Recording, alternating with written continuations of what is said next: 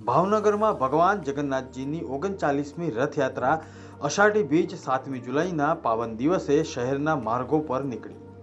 ભાવનગરમાં ભોઈ સમાજના યુવાનોએ ભગવાનના રથને દોરડાને હાથેથી ખેંચીને ભગવાનને નગરચર્યા કરાવી। ભાવનગર ખાતે સમગ્ર ભારતમાં ત્રીજા અને રાજ્યમાં બીજા ક્રમે આવનાર આ રથયાત્રાના દોરડાને હાથ વડે ખેંચીને નિજ મંદિરથી 17.5 કિલોમીટરના સમગ્ર રૂટ પર નગરચર્યા કરાવવાની જવાબદારી શ્રી ઘોઘા ભાવનગર રાજપૂત ભોઈ રાજજ્ઞાતિએ લીધેલી છે। ભોઈ સમાજ શરૂઆતથી જ રથયાત્રા સાથે જોડાયેલો છે। શરૂઆતમાં ભોઈ સમાજનું બેન્ડ રથયાત્રામાં જોડાતું હતું, પરંતુ ત્યારબાદ રથ ખેંચવાની શરૂઆત થઈ। આ વર્ષે ભોઈ સમાજના નાનાથી લઈને મોટા સુધીના 300 લોકોએ ભગવાનના રથને ખેંચવાની સેવામાં જોડાયા।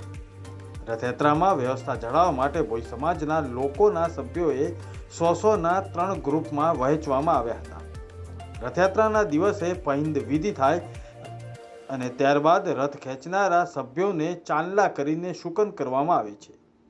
ભગવાન જગન્નાથજીના જયઘોષ સાથે રથ ખેંચવાની શરૂઆત થાય છે। પરંપરાગત રીતે ભોઈ સમાજને ભગવાનનો રથ ખેંચવાની મળેલી સેવાને ભોઈ સમાજ તેનું સૌભાગ્ય સમજે છે।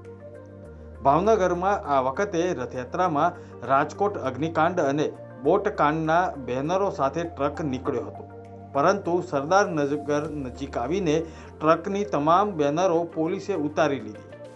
આ બેનરોમાં લખ્યું હતું કે રાજકોટની આગમાં ભારતનું ભવિષ્ય ભ્રષ્ટાચારની આગમાં ભળતું થયું છે।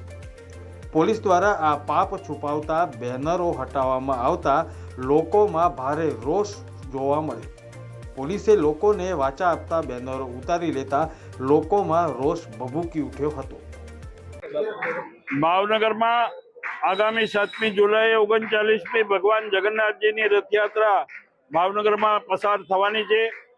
આ રથયાત્રા પહેલા કેટલાક પ્રસંગો ભગવાનના હોય છે। જેઠ સુદ પૂનમના દિવસે ભગવાનનો જળાભિષેક થાય છે। ત્યાર પછી 15 દિવસ ભગવાન મોસાળે જાય છે, મામાના ઘરે જાય છે। ત્યાંથી જેઠ વદ અમાસ એટલે કે આજના દિવસે ભગવાન નિજ મંદિરે પધારે છે। ત્યારે ભગવાનને મોસાળમાં લાડકોડથી રાખ્યા હોવાથી ભગવાનને તાવ શરદી થઈ જાય છે અને આંખો આવે છે।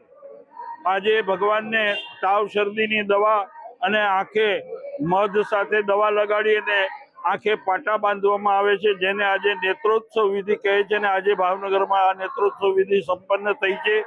પરમ દિવસે રવિવારે જ્યારે રથયાત્રા પ્રસ્થાન થશે એ પહેલા સવારે ભગવાનને મંગળા આરતી થશે, ભોગ લગાવવામાં આવશે અને ત્યાર પછી આ આંખેથી પાટા ખોલવામાં આવશે અને ભગવાન ભાવનગરના રાજમાર્ગો ઉપર નગરચર્યાએ પધારશે અને રાત્રે 10 કલાકે ભગવાન નિજ મંદિરે પરત પધારશે।